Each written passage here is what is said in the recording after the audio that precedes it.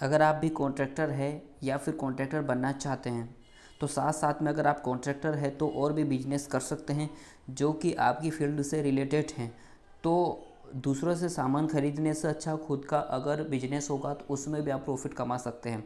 अगर आप ठेकेदारी लाइन में काम करते हैं तो आपके पास अगर बिल्डिंग मटेरियल से रिलेटेड आप कॉन्ट्रैक्टर हैं तो उससे रिलेटेड आप बिजनेस कर सकते हैं, या फिर सीमेंट से रिलेटेड आप बिजनेस कर सकते हैं।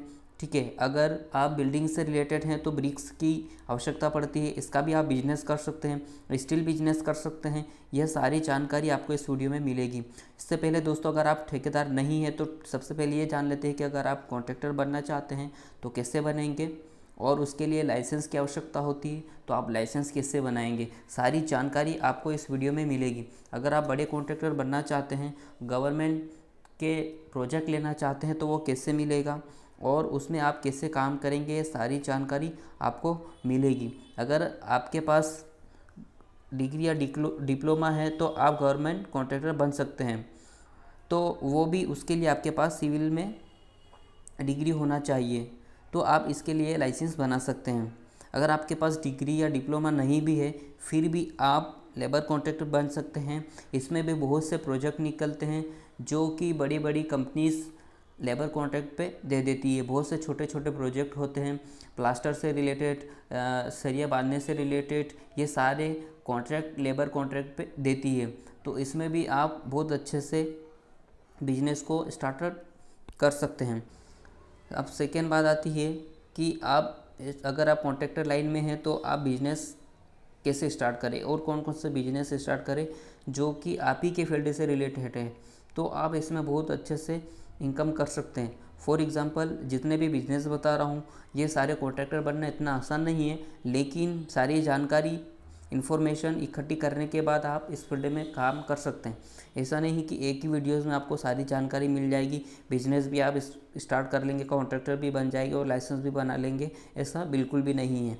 ये वीडियो में सिर्फ आपको सिर्फ अंदाज़ा होगा, जानकारी होगी कि इस प्रकार से आप काम कर सकते हैं।